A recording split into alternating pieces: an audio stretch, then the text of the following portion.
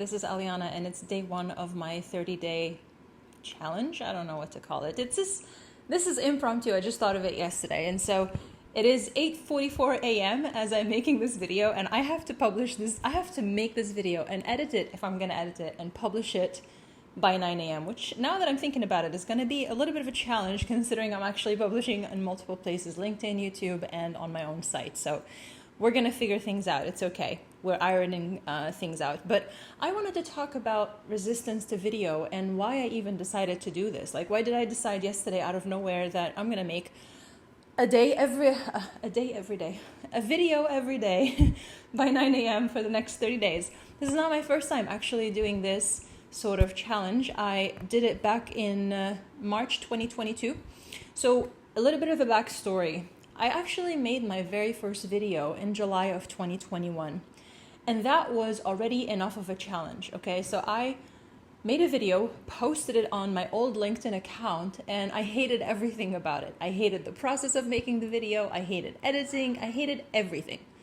And I just remember it took me hours to make every single video because in the beginning, I didn't even think about editing. Like I didn't want to do it because I didn't want to look at myself and listen to myself and rewatch my videos. That was already painful enough. But I was like, I just want to make a video and put it out there. I was expecting too much of myself. But of course, because I was still being a perfectionist about it, I would make the video and then let's say the video is 15 minutes. At the 14-minute mark, I would make a mistake and then I'd be like, oh, I have to redo the entire thing. And I would remake the video over and over and over. And I kid you guys not, I was in Mexico at the time and I remember I would wake up really early and I would start making my videos, let's say at sunrise, and then do so many retakes that it's already almost noon and I still don't have a video that I'm happy with and I'm already too tired. And the cat, please go away. Please don't interrupt this. Okay. She's playing with the wires. Anyway, so, I was basically asking too much of myself too quickly and I was putting a lot of pressure on myself. So I was making these videos and my goal was to make 3 videos a week and publish it on 3 platforms when I first started. But the problem is I just couldn't make myself be consistent. Like probably 99% of creators and people, it's one of the hardest things for people is to learn how to become consistent with it. So long story short is I kept struggling, and actually my husband and I moved to Texas and we were like, okay, we're gonna settle in Bumblefuck, somewhere in Texas at the time. We weren't around Austin. We were in a quieter place during not the peak of the pandemic, but the pandemic was still, the restrictions were still there. And we were like, okay, let's just settle somewhere where we can actually focus on building. And I still couldn't make myself do it. Whereas before my excuse was, I'm traveling in Mexico and blah, blah, blah. But now I'm settled and I know how to make a video. I said, okay, I'm going to edit. So why wasn't I doing it? Because I was still afraid. And so long story short, one of the people I was working with at the time was a guy named Abby. He was a coach and he was working with a company called Icario at the time. And shout out to Abby if you're watching this. And Abby was helping me recover from a burnout from a previous business and to get back in the groove of things with productivity. All right. And so he was like, hey, there's this other thing that this company has made that is a challenge. It's called Challenge 44, I think. And the concept is to make videos for 44 days. I mean, I made my own twist on it and I went live every day for 30 days. And at the time it was on an old not even properly used Instagram account. And I had 20 people. So that made it easier, but it was still hard. I still hated making videos. I still didn't know how to, there were so many questions, but the fact that I had to make a video every single day, so I couldn't overthink it. And the fact is I limited myself to 3 hours with each video. And knowing that there was no way I was going to make that video in 3 hours because definitely I was going to do 100 retakes, so many edits, etc., etc. I was like, I'm just going to go live. So I did that. And by the end of this challenge, I don't want to say I had no fear, but I was putting videos on a pedestal. I was thinking this is such a grand, impossible thing. There's no way I could make a video in a day. It takes me a week between coming up with an idea, editing, etc., etc. But I did it, and when I did it for 30 days, I was like, oh, okay, look at that. Videos don't have to take me that long. So after that, the pressure was down, I would say, to 40%, when before it was 300%. And it would take me minutes, and sometimes it would take me a couple of hours to finally hit the record button, but I was doing it. I wasn't making a video every single day, but I started to make a video every week. I was consistent actually with making a video every week. And then I know around May, I was like, okay, I have to commit to a schedule. It's the only way I'm going to be consistent with this is if I commit to a schedule. And so I decided Saturday, 9 a.m. Central, my video is going to go out. And that was that. And from that point, I became so serious about it. And I got to a point where I was making multiple videos for like weeks and weeks ahead of time, scheduled out.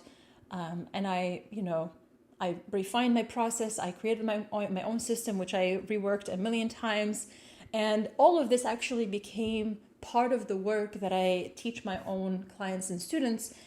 Exactly what I'm talking about. There's an element of a challenge to go live. There's an element of creating videos and editing them. There's an element of following a certain creative process and then creating their own process if they want to. All of these things that I learned along the way became part of the programs that I'm running. But then 2022, I was super consistent. I was doing really well and started attracting, clients and things like that. But 2023, it's not complacent, but I felt the need to create something different. Like I was tired of my own content and I really wanted to make something that spoke to me. Like I wanted to create something that I was actually proud of. And I was like, you know what? I'm ready for the next level. So I took a break at the time for 3 weeks from making videos. And before that, it was blasphemous for me to even consider missing making videos because I just became way too consistent and way too serious about it. But I allowed myself that space. I told people, hey, look, I'm going to take a break and I'm not going to be publishing. I'm not going to be commenting. I'm not going to be doing anything. My audience is very small, so it makes things so much easier. People in my network are amazing people. So it wasn't a hard thing to do for me. It was like, I really just want to do this. And I'm so glad I did. When I did that, I remember that was so much fun. Coincidentally, that was actually May of 2023. I remember I spent this whole month walking every morning. I would wake up and I would go for this long walk and I would think about the same topic. There's one topic I was thinking about, which was a video called Unnicheable, which up until that point I was overthinking this niching thing, and I was like, I feel like I don't want to niche, but every fiber of my marketer being is telling me that I have to niche because that is what we are fed and what we learn along the way. And of course, sure, there are huge benefits to having a clear niche, but it's not something I wanted to pick just because I had to pick. And I was convinced I could build an audience and I could build a business without having a niche. And sure enough, freaking did it. So I was like, you know what? I'm going to think about this topic and write about it every day until I feel like, no attachment to the deadline. I want to make it the way I want to make it. And that ended up taking 3 weeks, I think almost a month, but it's not like I was procrastinating. I was actually refining the idea over and over and thinking about it over and over and over, questioning it, editing, removing certain things. So I had a lot of fun with that process. I had so much fun with not having that pressure of needing to publish something, not caring if it's going to resonate with people or, of course I care, but it's not like not caring if it's going to, is it going to attract clients? Is it going to do something? That was not the point. The point is this is something that mattered to me and I wanted to talk about it, and I give myself the space to think about it and to process it. So I had a lot of fun with that. And then I posted that video. And then after that, I had a few months where not every single video was like that, far from it. But I've created a few pieces. I think between January and end of 2023, I've created most of the videos that I love the most, that I am most proud of. I've created them in 2023. But I had to go through all of that in 2021 and 2022 in order to get to a point where I can say, okay, I'm going to take a break and I'm going to do this, and then feel comfortable with it. Time is a thing, and I'm hyper aware of the clock right now. It's 8:54 a.m. I'm supposed to publish this in 4 minutes. Anyway, where are we now? Yeah, content creation is not as hard. I know I can do it. I know I can say I'm going to make a video. I'm going to I have a bank of ideas, but even if I had to come up with an idea, I can come up with an idea. I know how to process the idea, how to organize it. I have my systems, my templates, my way of doing things. I know what works for me and what doesn't. I could do it all without a process. I don't feel as much resistance. But the issue is that I've gotten to a point where now I've developed this fear of creating something that isn't good enough, which has always been there, but the pressure has been so much higher. After 2023, the pressure has been that, oh, like now you're supposed to take content to this next level, but there's still a gap in my skill set. There's still a huge gap in what I can and can't do, what I can and can't communicate, and all of those things. So feeling that pressure throughout, especially end of 2023, I knew that in 2024, I have to create more content, and I want to, because yes, I allowed myself that space to create freely and to explore my voice and to discover the topics that I enjoy, etc. And I am grateful for that. But also that meant I went from an average of creating 17 to 18 videos per month to creating about 3 videos per month. So that's a huge difference. And I know one of my goals in 2024 is growth. Like this is more of a high growth period. I have a program starting January 15th, which is already like not accepting, of course, any new people into it. This is for a small group of people, but there's another one coming up in April. I'll keep you guys posted. But between now and then, I know growth is one of my biggest goals and I'm working on it. So I know I'm supposed to make more content and I want to. I want to become somebody who creates more content. And I know that quality is not going to happen unless I keep practicing and producing. And I also know that when it comes to creating like a commercial hit, if you will, with content, if you want to do it in a way that is fully self-expressed, where you're expressing your creative self as much as you want to, you have to be a prolific creator. You have to be a creator who creates lots of things, A, to improve your skill set, and B, in order to have a higher chance of actually creating something that people deem valuable, because it is highly subjective. So point is, every part of me was aligned on the fact that yes to creating more content, but I still, for whatever reason, wasn't doing it. And I would sit there and be like, which of the topics do I feel like talking about? I mean, I feel like talking about all of them, but I don't feel like doing the work.